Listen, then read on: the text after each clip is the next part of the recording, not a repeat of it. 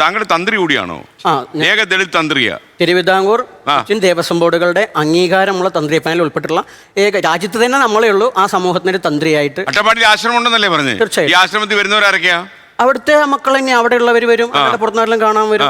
ഒരുപാട് ജനങ്ങൾ ഉണ്ടാവും ആശ്രമത്തില്? അങ്ങനെയില്ല. അങ്ങനത്തെ ഒരു സാധാരണ കാണാൻ മൾട്ടി സ്റ്റോറിയിൽ നിൽക്കുന്ന ഒരു വലിയൊരു ഒരു അങ്ങനത്തെ പരിപാടിയല്ല. നമുക്കൊരു വലിയ ലെവലിൽ ആലോചിച്ചൂടെ? അതല്ല എന്റെ ഉദ്ദേശം അതല്ല.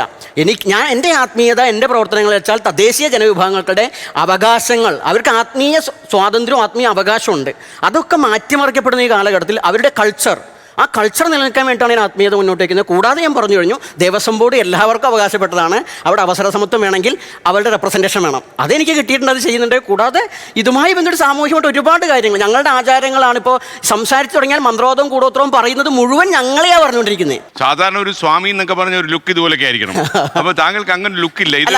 സ്വാമിയാണോ? ആ ചോദ്യം ചോദിക്കുന്നവർ നമുക്ക് സാധാരണ ചോദിക്കും, സ്വാമിമാർ ഇങ്ങനെ ഇരിക്കാൻ പറ്റുമോ, താടിയും ചെടയും വേണ്ട അപ്പം പറയും. അതിനാണ് ബാബുസ്വാമി. മാത്രല്ല, ഞാൻ ശ്രദ്ധിച്ചപ്പോഴേ ഞാൻ ഇങ്ങോട്ട് കയറി വന്നു, നമ്മൾ ആദ്യം കാണുക ഒരു ദിലീപിന്റെ ലുക്ക് ഫേസിന്.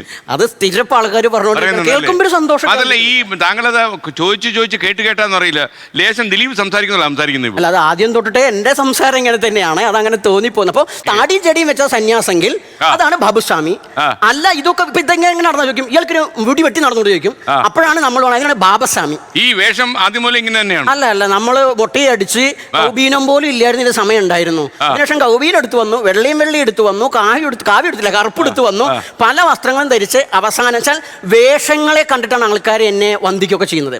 അപ്പൊ വേഷത്തിലാണ് ആത്മീയതയെങ്കിൽ വേഷം എനിക്ക് വേണ്ട. ഇനി അടുത്ത ഭക്ഷണം വെജിറ്റേറിയൻ ആണെങ്കിൽ വെജിറ്റേറിയൻ ആണ് ആത്മീയതയെങ്കിൽ ആ വെജിറ്റേറിയൻ നിബന്ധന. എനിക്ക് ഒരാള് ഭക്ഷണം അങ്ങ് എനിക്ക് ഭക്ഷണം തരാണ് വീട്ടിൽ വന്നത്, കഴിക്കുന്നത് തരണം. അങ്ങ് കഴിക്കുമെങ്കിൽ ഞാൻ കഴിക്കും, അല്ലാണ്ട് എനിക്ക് സ്പെഷ്യൽ തന്നാൽ ഞാൻ കഴിക്കില്ല. നിങ്ങൾ എന്ത് കഴിക്കും എന്നുവെച്ചാൽ ആർക്കും എന്തും കൊടുന്ന് തരാം. അതുകൊണ്ടാണ് നിങ്ങൾ കഴിച്ചാൽ നിങ്ങൾക്കൊപ്പം എന്തും കഴിക്കും. സ്വാമി ആകെ കോംപ്ലിക്കേറ്റഡ് ആക്കി. അവിടെയാണ് ഈ ആളുകൾ ഈ സ്വാമി എന്നൊക്കെ പറഞ്ഞവർ ഒരേ പാറ്റേണിൽ ഇത് കണ്ടിരിക്കുകയാണ്, കാവി ജട തുണിയില്ലാതെയൊക്കെ. അവിടെ നമ്മൾ പറയണം, നമ്മൾ ഇതല്ലാണ്ട് ഇവിടെ ഒരു ആത്മീയത ആത്മാവിന്റെ അല്ലേ. അവിടെ എന്താ വെച്ചാൽ വസ്ത്ര നിയമങ്ങളോ ഭക്ഷണമൊന്നും പറയാത്ത ആത്മീയത ഈ ഭാരതത്തിൽ തന്നെ ഉണ്ട്.